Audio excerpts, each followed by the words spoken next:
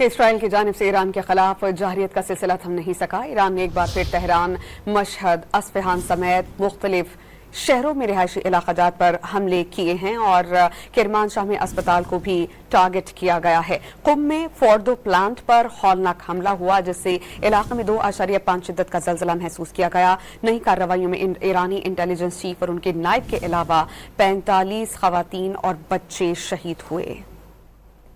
اسرائیل کی جانب سے ایران پر مسلح جنگ چوتھے روز میں داخل ہو گئی۔ نئے حملوں میں سیزنی فوج نے تہران میں پاسداران انقلاب کی قدس فورس کے ہیڈ کوارٹر کو نشانہ بنایا۔ نئی کارروائیوں میں ایرانی انٹیلیجنس چیف اور ان کے نائب شہید ہو گئے۔ مشہد، اصفہان سمیت مختلف مقامات پر بھی میزائل داغے گئے۔ جوہری و توانائی تنصیبات کے ساتھ ساتھ شہری آبادی کو نشانہ بنایا گیا۔ قم میں فردو پاور پلانٹ پر ہولناک حملہ ہوا۔ اسی دوران علاقے میں 2.5 شدت کا زلزلہ بھی محسوس کیا گیا۔ مغربی کرمان شاہ میں فارابی اسپتال پر حملے میں کئی مریض زخمی ہو گئے۔ اسرائیل نے ایرانی پارلیمنٹ کے قریب اور وزارت خارجہ کی عمارت پر بھی میزائل داغے جہاں کئی عمارتوں میں آگ لگ گئی۔ ایرانی وزارت خارجہ نے اسرائیلی حملوں میں وزارت خارجہ کی عمارت کو نشانہ بنانے کی مذمت کرتے ہوئے اسے جنگی جرم قرار دیا۔ شمالی تہران میں ڈرون حملہ کر کے پانی کی لائن تباہ کر دی۔ پائن کی لائن ٹوٹنے سے پورا علاقہ پانی میں ڈوب گیا۔ اسرائیلی حملوں میں ایران میں شہادتوں کی تعداد 224 تک پہنچ گئی جن میں 70 خواتین اور بچے بھی شامل ہیں۔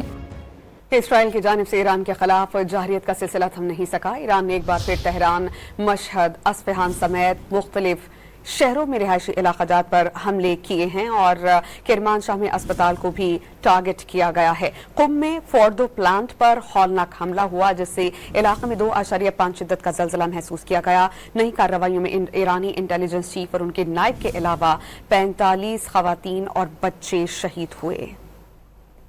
اسرائیل کی جانب سے ایران پر مسلح جنگ چوتھے روز میں داخل ہو گئی۔ نئے حملوں میں سیزنی فوج نے تہران میں پاسداران انقلاب کی قدس فورس کے ہیڈ کوارٹر کو نشانہ بنایا۔ نئی کارروائیوں میں ایرانی انٹیلیجنس چیف اور ان کے نائب شہید ہو گئے۔ مشہد، اصفہان سمیت مختلف مقامات پر بھی میزائل داغے گئے۔ جوہری و توانائی تنصیبات کے ساتھ ساتھ شہری آبادی کو نشانہ بنایا گیا۔ قم میں فردو پاور پلانٹ پر ہولناک حملہ ہوا۔ اسی دوران علاقے میں 2.5 شدت کا زلزلہ بھی محسوس کیا گیا۔ مغربی کرمان شاہ میں فارابی اسپتال پر حملے میں کئی مریض زخمی ہو گئے۔ اسرائیل نے ایرانی پارلیمنٹ کے قریب اور وزارت خارجہ کی عمارت پر بھی میزائل داغے جہاں کئی عمارتوں میں آگ لگ گئی۔ ایرانی وزارت خارجہ نے اسرائیلی حملوں میں وزارت خارجہ کی عمارت کو نشانہ بنانے کی مذمت کرتے ہوئے اسے جنگی جرم قرار دیا۔ شمالی تہران میں ڈرون حملہ کر کے پانی کی لائن تباہ کر دی۔ پائن کی لائن ٹوٹنے سے پورا علاقہ پانی میں ڈوب گیا۔ اسرائیلی حملوں میں ایران میں شہادتوں کی تعداد 224 تک پہنچ گئی جن میں 70 خواتین اور بچے بھی شامل ہیں۔